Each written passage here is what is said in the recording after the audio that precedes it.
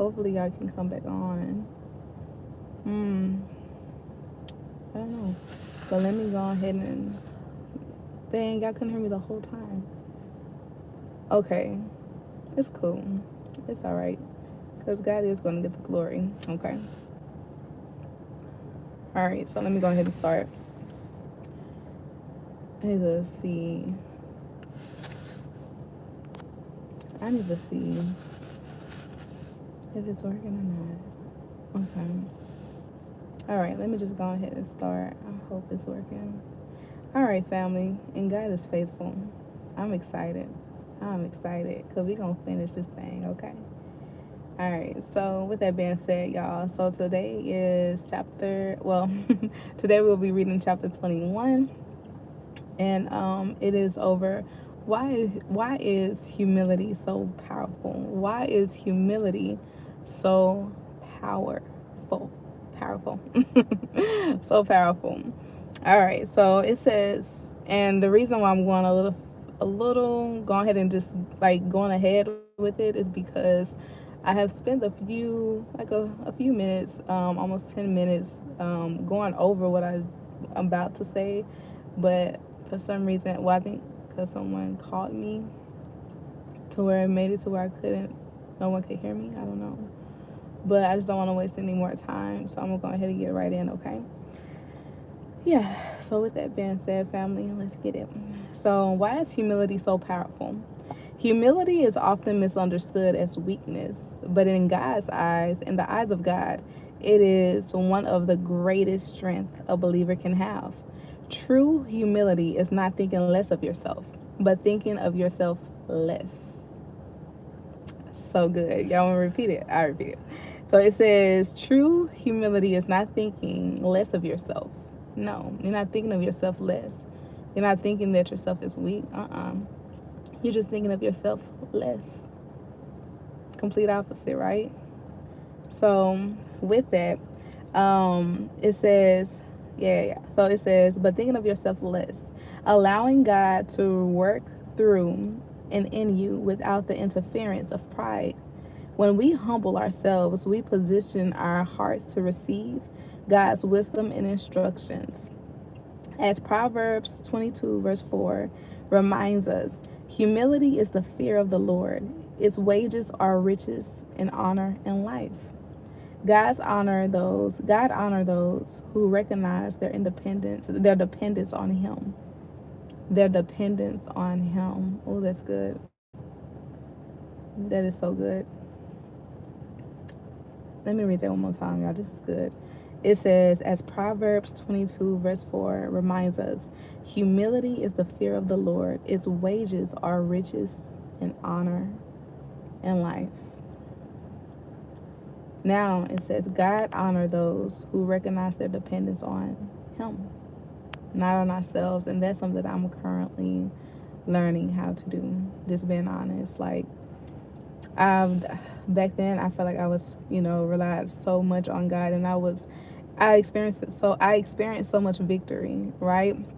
And then it's like, as we grow through life, and I say grow through life because it's what we're doing, I realized that at some point I started depending on other things than God.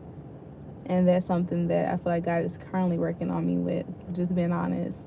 Just learning how to trust Him in new ways, trusting Him in ways, that doesn't take my hand in anything, maybe to, put forth action, but not to take control of it, but let God, learning how to let God be God. Learning how to let God be God. All right. So let me keep going. It says, pride creates distance. It isolates us from God and from others. Pride creates distance. It isolates us from God and from others.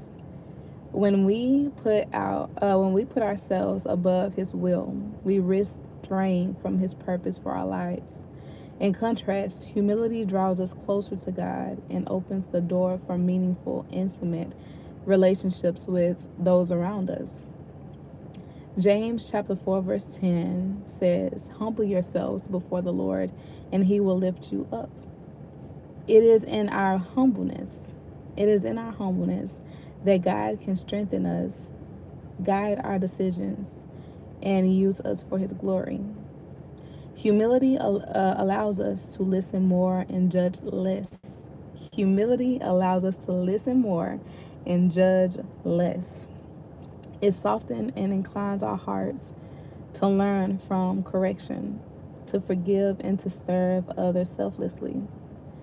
Jesus himself exemplified ultimate humility, washing his disciples' feet and sacrificing his life for all humanity. In Philippians chapter 2, verse 3 through 4, in Philippians chapter 2, verse 3 through 4, instructs us, do nothing out of selfish ambition or vain conceit. Rather, in humility, value others above yourself, not looking to your own interest, but each of you to the interest of the others. Through humility, we reflect the heart of Christ and influence and influence lives in ways pride could never. Being humble doesn't mean lacking confidence or avoiding responsibility. Instead, it means trusting God to be our strength and acknowledging that our accomplishments are ultimately His, not ours. Humility empowers us to take risk for God's kingdom without fear of failure or rejection. This is so good. So good, family. Let me read that one more time. It says, humility empowers us to take risk for God's kingdom without fear and failure of rejection. That is so good. That is so freaking good. I gotta read that one more time. And the reason why I'm reading it, y'all, or rereading it, because it's speaking to me. Because a lot of times, we can be afraid to take risks. We can be afraid to step out and do what God is calling us to do, because it's something, first of all, that maybe our family's never done. Maybe it's something, that no one has ever done, and humility is scary sometimes, because it's following God, trusting God more than you're trusting yourself. That means you have no control of this thing, right? You have no control. You just have to trust that God is who He is. And that can be challenging, because you're just like, Lord, like, I trust you here, but Lord, I need help trusting you here, there, or whatever the case may be, right? So that's, wow, that just, oh my gosh. Yeah, so it says humility empowers us to take a risk for God's kingdom without fear of failure or rejection. In 1 Peter chapter 5, verse 6, it encourages us to humble yourselves, therefore, under God's mighty hand, that He may lift you up in due time. Not that we may lift ourselves up, but He may lift us up in due time.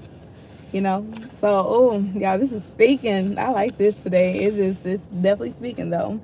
It says God's timing is perfect. God's timing is perfect. And humility positions us to be ready for the opportunities that He has planned for us or placed for us. Humility shifts our perspective on life. It frees us from chains of comparison, strife, and envy, reminding us that every gift, talent, and opportunity comes from the Lord.